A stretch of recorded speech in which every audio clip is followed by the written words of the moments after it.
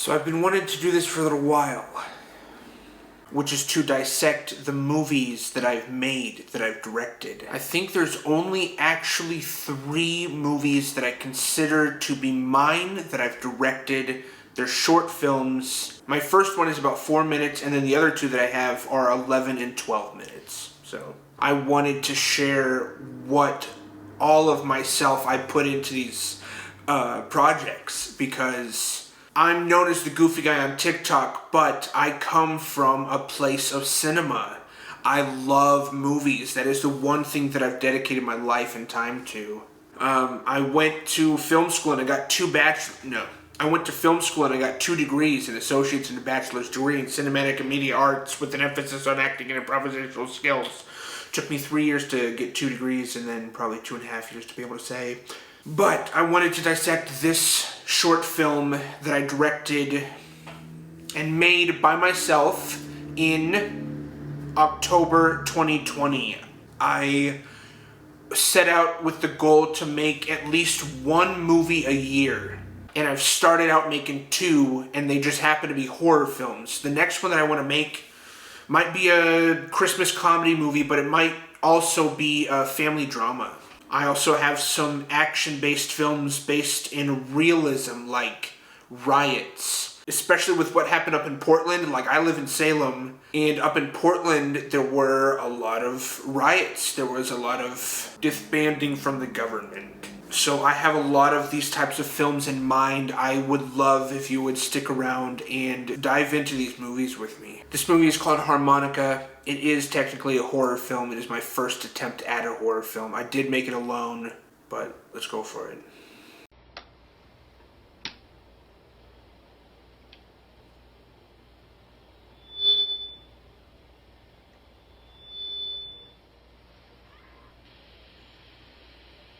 I have this thing with mirrors and reflections. You'll come to find out. So, keep a note of that. The Exorcist is what spawned on me making this movie at all.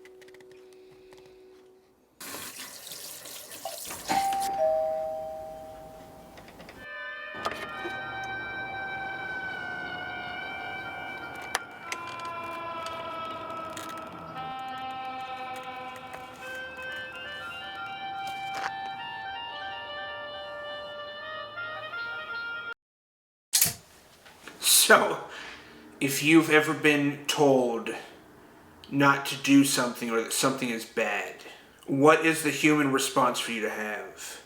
Mine is like, why?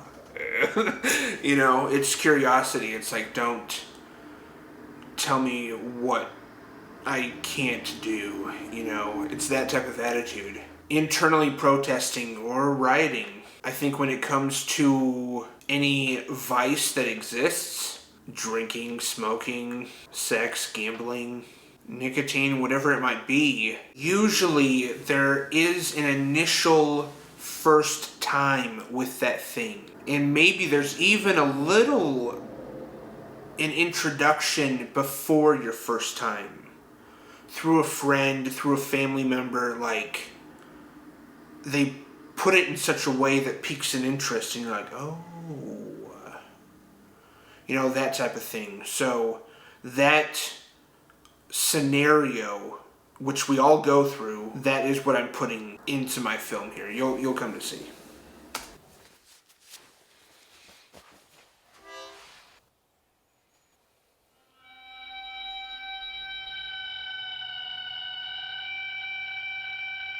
That little toot, that little hoot, is an interjecting thought. Like, try it. Ooh, over here. That's what it's like. That's what that was.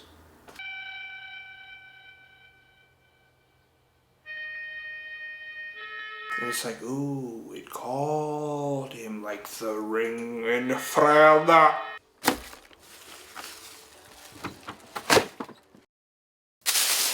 And you trash it, you get rid of it, you get rid of the thought, you get rid of the temptation, you distract yourself, whatever, but, well, we'll see what happens.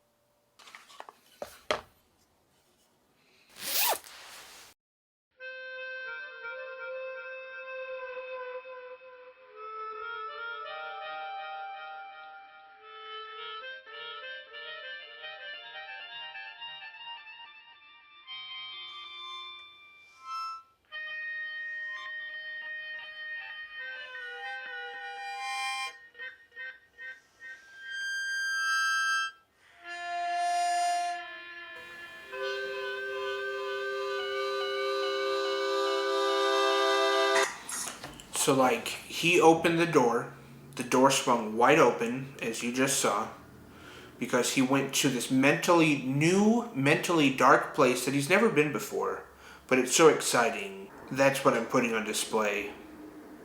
Just a full acceptance of the first time. I'm just gonna do it.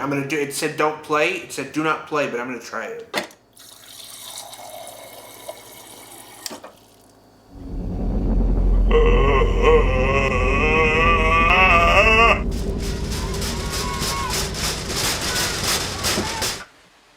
The eating of the meal like that is not necessarily just food. That is obesity in any vice that exists. You can be obese in smoking. You can be obese in pornography. You can be. Not just physically with food, guys. The damage that's being done with vices today, even vices to phone, isn't seen, and that's actually probably more dangerous. So I'm going to throw it back at you there.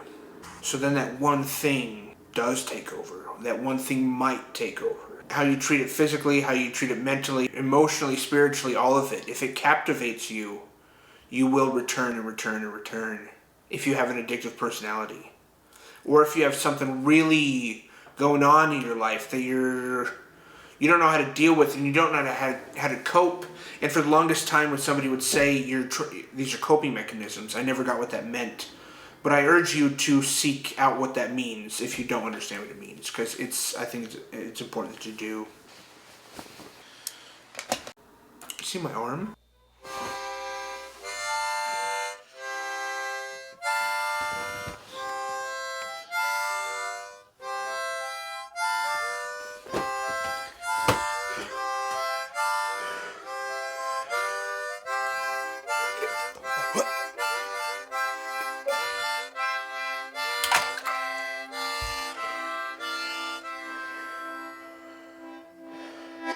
So then that one thing that you let enter into your life, and it could take a couple first tries to get accustomed to it, but it could take maybe a year to really experience the world and the culture of this one thing. Say it's drinking, and you experience the ups and downs, the ebbs and flows, the nightlife.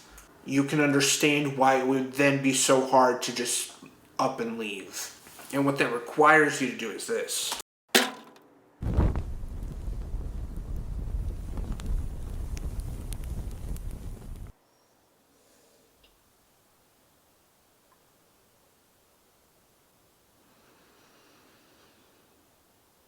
This little light of mine. So not everybody's going to be on board with that last part, for sure.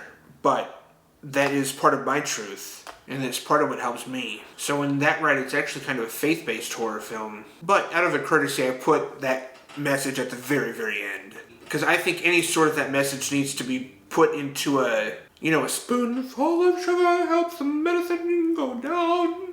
So if the message is presented to you guys in a spoonful of sugar, which is a horror film, then maybe people would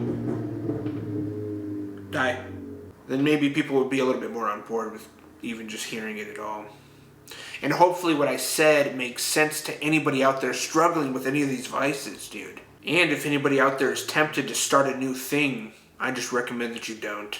You don't have to. You can save yourself the 10 years of pain and struggle and emotional damage. And so, thank you guys for watching. I will be posting 2 more of these dissecting my other 2 short films, which I cannot wait to show you guys. Let's calm down a little bit. Alright, next, action! Cut.